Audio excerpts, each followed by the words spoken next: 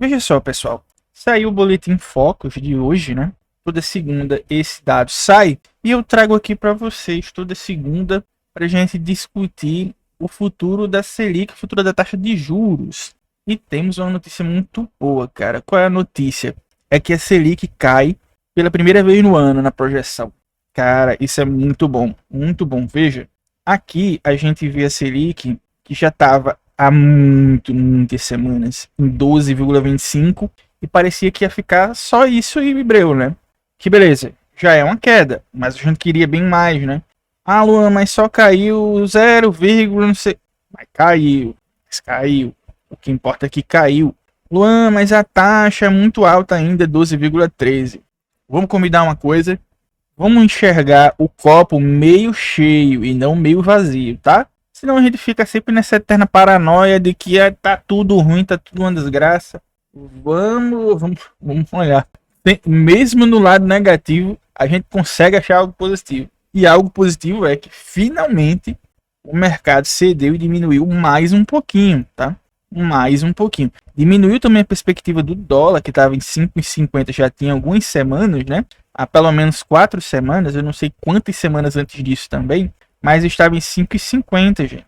E agora diminuiu um pouco. Aqui, beleza, aqui é mais ou menos, né? Inflação caiu de novo, a percepção do futuro da inflação até o fim do ano, o que é positivo, porque a gente começa a pensar que o ciclo de corte da Selic vai ser duradouro, né? Lembremos nós que no próximo mês vai ter reunião da Selic, de 2 dias, né? E quando tiver, eu até boto aqui, gente, de tão que eu boto tanto, eu vejo tanto essas coisas, né? Que é o meu trabalho, né? É o meu trabalho. Eu vejo tanto isso que eu boto aqui, ó, no calendário. Vou mostrar para vocês, ó, calendário de março, Copom 17 e 18, tá? Eu boto toda vez que vai ter Copom, eu tô botando no calendário, que é para eu ser despertado, né? Hoje é Selic, ou melhor, hoje é Copom. Aí vai ter dia 17 e 18 de março. E aí eu vou trazer aqui para vocês a notícia do primeiro corte. E o que se sabe é que teremos corte de quanto, gente? De 0,5%. Acreditem vocês, se quiserem, teremos corte de 0,5%. E por que, Luan, que teremos corte de 0,5%? Porque os bancos estão pressionando. Os bancos estão pressionando. E aí o mercado como um todo começou a fazer a revisão da projeção da Selic, o que explica, por exemplo, essa queda aqui para 12,13, já que a gente olha aqui a notícia e vê que os bancos, além de quererem uma queda de 0,5 ponto percentual, eles também querem que os juros não acabem em 12,25, como era até semana passada, né? 12,25. Eles querem que caia para menos disso. E quando a gente olha aqui a data, a gente vê 18/2. E se a gente for pegar o que é que teve 18/2, era quarta de cinzas. Quarta de cinzas foi o último dia do Boletim Focus. Luan, mas você sempre fala que o Boletim Focus é dia de segunda. Sim, cara, mas era semana de carnaval. Dá uma folga pra galera também, né? Que faz o Boletim Focus. Aí a galera não tinha ainda sofrido o impacto dessa notícia aqui. Até porque, quando a gente vai olhar lá, a gente vê que o pessoal fez no dia, na segunda, só que só foi divulgado na quarta. Então, eles ainda não tinham sido impactados por essa notícia do dia 18. Aí, quando a gente vai olhar agora, aí a gente vê, olha, essa notícia impactou. Impactou de forma tamanha que o pessoal começou a revisar para baixo a Selic futura, né? A Selic do fim do ano. Aí aqui não teve grandes alterações, com exceção dessa aqui que o dólar subiu 0,01, do nada, né? Aqui a gente tem essa diminuição aqui desses valores aqui, que é IGPM. Mas aqui a gente sempre, quando fala aqui, a gente se concentra nessa parte de cima, né? Que é a parte que a gente gosta mais de conversar, que é a Selic e o IPCA. E aí, gente, a gente tem que ficar esperto para como que vai ser a sequência de cortes. Vai ser corte de meio em meio? Vai ser corte de meio, depois 0,25? Como é que vai ser? Bem, como eu já mostrei, o que a gente sabe é que no próximo vai ser de 0,5, né? Mas, Luan, os bancos, eles têm esse poder de pressionar? Tem, claro que tem. Os bancos, lembremos que os bancos fazem parte do mercado financeiro, né? Fazem parte do mercado financeiro. São empresas poderosíssimas e o mercado financeiro como um todo, eles ficam pressionando o Banco Central de diversas formas, a fim de que o Banco Central vá seguindo a linha de como que ele deve seguir e tal, etc, etc, etc. A gente já tem vídeos aqui, por exemplo, sobre a indicação do Guilherme Melo, não lembro se vocês se lembram, que eu falei aqui, olha, o Guilherme Melo, o pessoal disse que ele era petista demais para ser do Banco Central. Vocês lembram disso? Inclusive, se você estiver vendo no corte, eu vou colocar aqui, tá? Vai estar aparecendo aí e vai estar aqui em cima dessa bandeirinha aí do Pix. Vai aparecer aí para você clicar e assistir esse vídeo, caso você tenha interesse, onde eu explico o porquê do pessoal não querer o Guilherme Melo lá do Banco Central, né?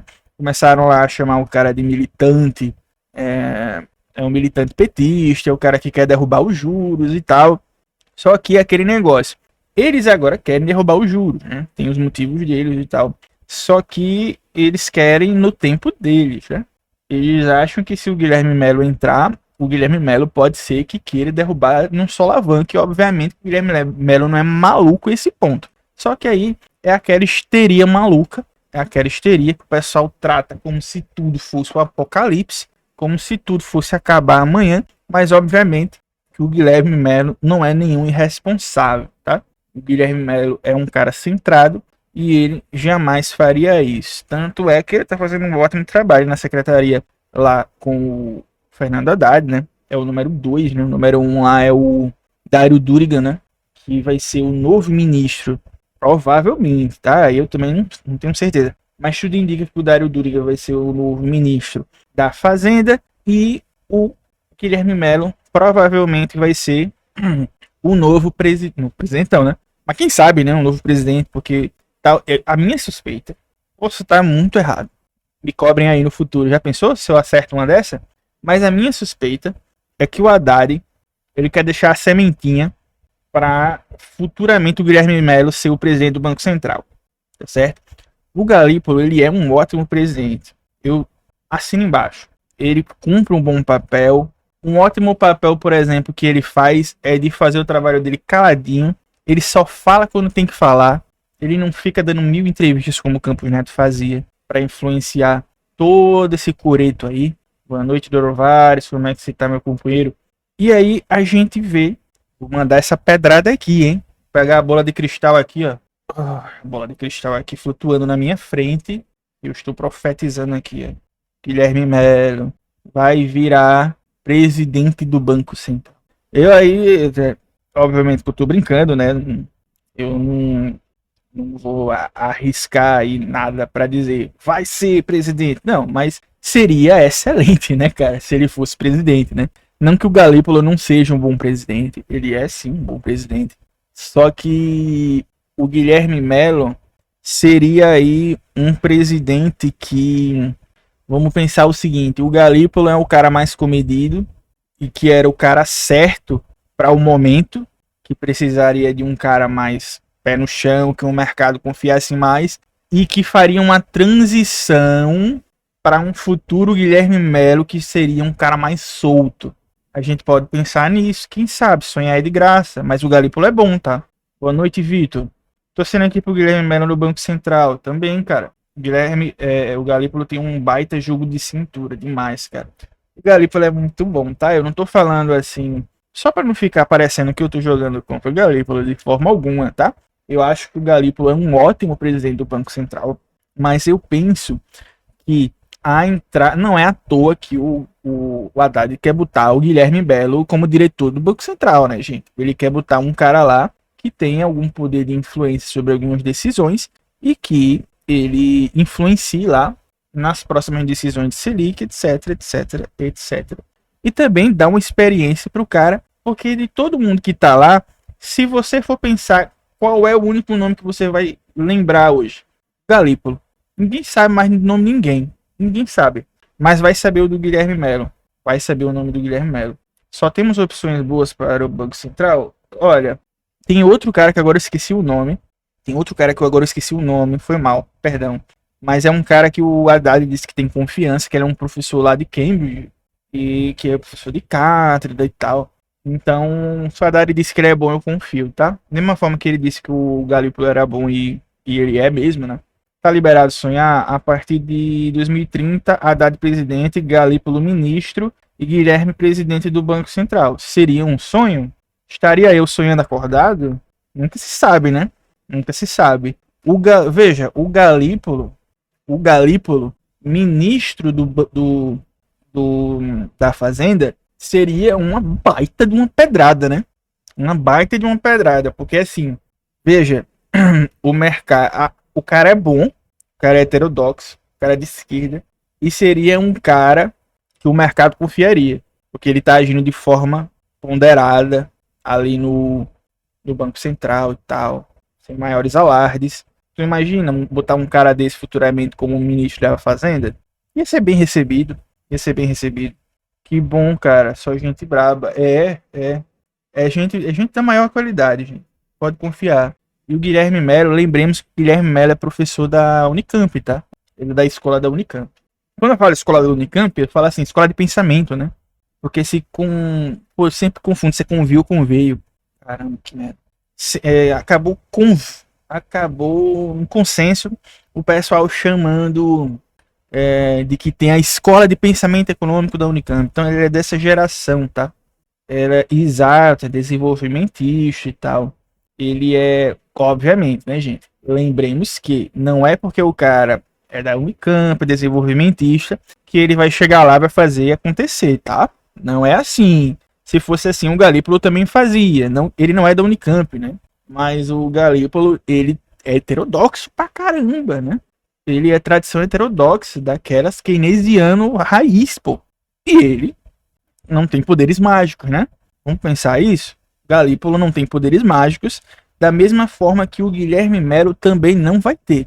Porém, a depender do contexto, pode ser que um cara como o Guilherme Melo, depois do Galípolo fazer a cama, né? Arrumar a sala, fazer a mesa de jantar, quem sabe chega a hora de botar um cara mais soltinho. Diz, ó, agora é o momento. Nunca se sabe. Exato, a mão invisível do mercado tá sempre puxando tapete. Podia ser Karl Marx, cara. Porque a galera, Júnior e Trovares, Vitor, pessoal que tá comentando aqui no momento. A galera acha que bota o fulano de tal que o fulano de tal resolve. Ele pode até ser muito bom, mas ele não vai conseguir derrubar a taxa Selic na marra, na vontade, sabe? Porque assim, não é uma coisa trivial você escolher a taxa Selic. O pessoal acha que é trivial. Ah, bota aí agora de 15, derruba para 10. Meu irmão, você gerava uma crise econômica brutal, brutal. Geraria uma crise econômica brutal você abaixar um solavanco. Não precisava nem ser 5, né? Por exemplo, hoje tá 15, aí vai abaixar meio, né? Abaixe 2 pontos, abaixe 1 ponto percentual. A galera já ia querer endoidar o piranha. Não, 1 ponto, você é louco, né? O 1 ponto, o pessoal ainda ia. Eu vou botar mais, porque 1 ponto eles já subiram 1 ponto percentual, né? Aí eu acho que é mais palatável se derrubasse 1 ponto, iam chorar, mas também nem tanto, né? Mas vamos dizer assim que baixasse 2 pontos percentuais, meu amigo, ia ser uma bagaceira. Eu já tive no passado, né? Eu sei que é tentador, cara. Eu sei que é tentador a gente olhar assim, gente, e dizer assim: ah, a Selic tá 15, é só você ir lá e os diretores se reunirem e baixar para 10. Derruba de 15 para 10. Era crise econômica, crise cambial e depois crise econômica. E algo que sempre aconteceu aos poucos, existe algum momento correto para baixar a taxa bruscamente? Não tem momento correto. Não tem como fazer isso. Vitor, não tem como. Bruscamente jamais. E não é só para abaixar não, tá? Subir também bruscamente não pode. Não pode, cara. Uma coisa é assim, veja só. Você pode ter um ciclo de baixa acelerado. Tipo, teve mês passado, teve reunião agora recente, vai ter em março, aí abaixa. Aí na próxima, abaixa. Na próxima, abaixa. E vai toda reunião abaixando. Aí isso é um ritmo acelerado de queda. Uma coisa é você fazer isso. Outra é você pegar assim e dizer: olha, vou pegar a Selic de 15 e baixar para 10. Puta merda. Você destrói a economia, cara. E eu não tô dizendo que destrói a economia porque é ruim uma taxa de 10, não, pô. É porque a galera vai vazar com o capital daqui. Vai dizer que você não é mais um país que dá para confiar. Porque você do nada. É sério. É triste, mas é verdade. Salve. Salve, Augusto. Pergunta séria. Por que você reivindica o keynesianismo e não o marxismo? Cara, porque eu sou mais prático, assim, sabe? Essa pergunta é foda, difícil. Porque assim, não estou dizendo porque eu sou mais prático, é que eu acho que o marxismo não é. Entenda, é porque eu vejo assim. Eu não acredito que a gente vai ter uma revolução, pelo menos não enquanto a gente estiver vivo. Pode acontecer no futuro? Pode. Né? Mas aí aí não tem nada a ver, porque assim, aí eu tô falando de questão de comunismo, né? Mas assim, o marxismo eu não renego não, cara. Inclusive, eu tem muita coisa que eu puxo assunto aqui e explico com questões marxistas. Por exemplo, quando eu falo aqui de capital fictício, que a gente fala de mercado financeiro, eu uso muito o termo capital fictício. Tem coisa que eu não consigo explicar sem ser por termos de Marx, sabe? Que fica mais fácil de entender. Mas quando se trata de a economia no presente, eu não consigo ver Marx. Porque assim, não é que Marx não dá para analisar a economia. Dá, mas aplicar, entendeu? Tô falando em. Caralho, é foda, velho. Tá pergunta desgraçada da peste. Peraí. É pergunta do mal, é foda. É porque qualquer coisa que a pessoa responda, parece que a pessoa tá tirando Marx pra merda, né? Eu não tô fazendo isso não, tá, gente? Eu não tô fazendo isso não. Fica. Você tá falando da imprevisibilidade de você descer bruscamente, né? Exatamente. Se fizer isso, que vai ter de especulador fazendo pressão. Exato, exato. Aí não tem como mesmo, cara. É o oficial. Boa noite. Mas pô, é porque é foda. Cara. Eita, Diogo, esse aí eu viajei. Pelo menos pra mim, como assim? Boa noite, Carlos. Mas veja, só pra ficar bem no corte, né? Pra encerrar esse corte aqui. Não vou encerrar a live ainda não, tá só o corte. Relaxa, só uma conversa mesmo, mas acho que entendi seu ponto. Veja só. Marx, eu penso ele um analista de como funciona a engrenagem do capitalismo. Boa noite, Andrew. Aí, assim, Marx pegou o capitalismo e ele analisou tão bem, mas tão bem, que até hoje a gente olha para o livro do Marx e vê, caramba, dá para usar isso hoje, né? Obviamente que não de forma anacrônica, né? Pô, o cara tava no século XIX, né? Pô? Mas assim, a estrutura mudou, né? Óbvio, né? Muita coisa mudou, mas a gente pega um arcabouço do que Marx fez e consegue trazer para hoje sem anacronismo histórico e olhar e dizer, olha, eu consigo analisar o capitalismo hoje parecido com o que o Marx fazia, aí se desenvolveu o método, né? Aí toda essa questão de exploração, tá, o valor do trabalho, que é interessante. Só que a minha questão é, Marx, ele não escreveu, tipo, tá ligado o que Lenin fez, né? O que fazer. E eu não tô falando em questão de método revolucionário, não, tá? Porque no caso do Lenin foi tipo isso. Mas eu tô dizendo assim, gestão de capitalismo. Marx não fez isso. E não fez porque não era do interesse dele. Ele não estudava gestão do capitalismo. Ele estudava como o capitalismo funcionava. E eu sou um cara que quero mudar o mundo. Mudar o mundo é foda, até parece que eu sou alguém que tem esse poder. Mas eu quero pensar o mundo. Mudar o mundo é muito forte. Eu quero pensar o mundo hoje do que eu consigo fazer com ele hoje. E quem é que fornece essa ferramenta? Keynes e os keynesianos. Keynes e o pensamento a partir de Keynes. Aí o que é que eu faço? É algo prático? Como é que se faz tal coisa dentro do capitalismo? Keynes e os keynesianos. Os keynesianos de esquerda, tá? de direita tô passando. Mas, quando eu quero entender algumas dinâmicas do capitalismo, aí eu vou. Porra, aí não tem como não pegar Marx, né? Marx e os marxistas. Aí, tipo, vai falar de como funciona o Estado aliena o cara, Marx. Aí tem autocel, aparelhos ideológicos do Estado. Aí como é que eu analiso política hoje?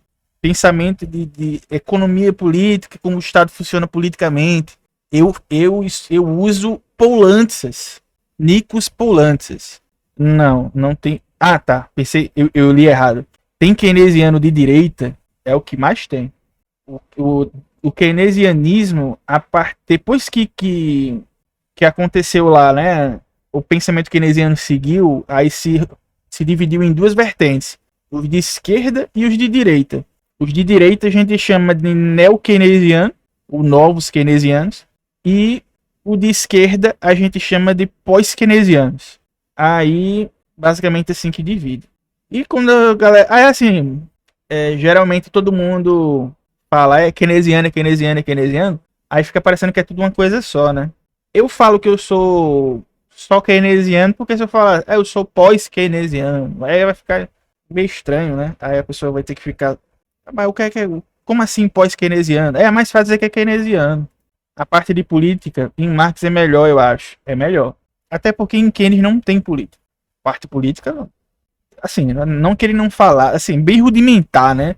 Porque não era não é porque veja, cada um ele pesquisou uma parada diferente, né? Aí que você pega a minha biblioteca modesta aqui. Boa noite, Marlos. Boa noite. Você pega a minha biblioteca aqui, por exemplo, falar de política. Falar de política. Aí, esse livro aqui, tá ligado? Como que se divide as questões de política, eu não consigo não pensar como esse cara aqui pensou isso, sabe? Aí, assim, tem coisas que, porra, eu acho uma merda esse tipo de fala, mas eu vou ter que falar. Eu vou ter que falar. Eu penso, eu acho paia, mas eu vou falar. Eu penso como caixa de ferramentas. Dependendo do que eu vou usar, do que eu vou analisar, eu pego um autor, uma corrente, sabe? Entende? Porque senão a gente fica. Por exemplo, eu preciso analisar algo politicamente, economia política. Não vou pegar Keynes, Keynes não analisava dessa forma, velho. Keynes não analisava dessa forma. Aí eu vou pegar aqui gestão, como seria a gestão do capitalismo. Eu não vou pegar Marx, que Marx não queria gerir o capitalismo, ele queria acabar com ele, entendeu? Aí depende muito do que tu quer. Aí assim, então por que que não, se depende do que você quer, por que não marxismo e sim keynesianismo? Porque eu me considero keynesiano porque principalmente pela prática do que fazer, mas não abandono Marx, e também muito porque eu não tenho essa crença de que a gente vai ver uma revolução e tal, e tal. Isso não me impede de pensar nisso, né? Mas como eu não eu penso assim que, porque sabe que tem uma galera, não tô dizendo que são vocês não, pelo amor de Jesus Cristo, né? Mas sabe que tem uma galera que fica falando, né? Como se a revolução tivesse logo ali, né? E ela não tá, né, cara? Aí assim, eu preciso resolver os problemas hoje, não daqui a hipoteticamente, sei lá quanto tempo, sabe? Boa noite, Ayla. Aí, por isso que eu acabei decidindo, eu sou keynesiano. Mas aí, keynesiano, pode ser, falando às vezes o pessoal fala assim, é keynesiano com características marxistas, né? Já que eu não, já que eu uso Marx para muitas coisas na minha fala, a galera às vezes fica confusa, às vezes não sabe se eu sou keynesiano ou marxista, porque eu falo as duas coisas ao mesmo tempo, né? Mas é porque dependendo do que você vai falar, é você usar o Keynes, né? Que ele não. Que ele estudou coisas específicas, né? Mesma coisa Marx. Basicamente é isso. Né? Mas uma coisa que é inconfundível é o toque suave de você clicar no botão de like e curtir esse vídeo. Você curtiu o vídeo? É um toque muito bonito. Você faz assim, aí ele, entendeu? E se inscrever, obviamente. Né? Se inscreva, ajude esse canal a crescer.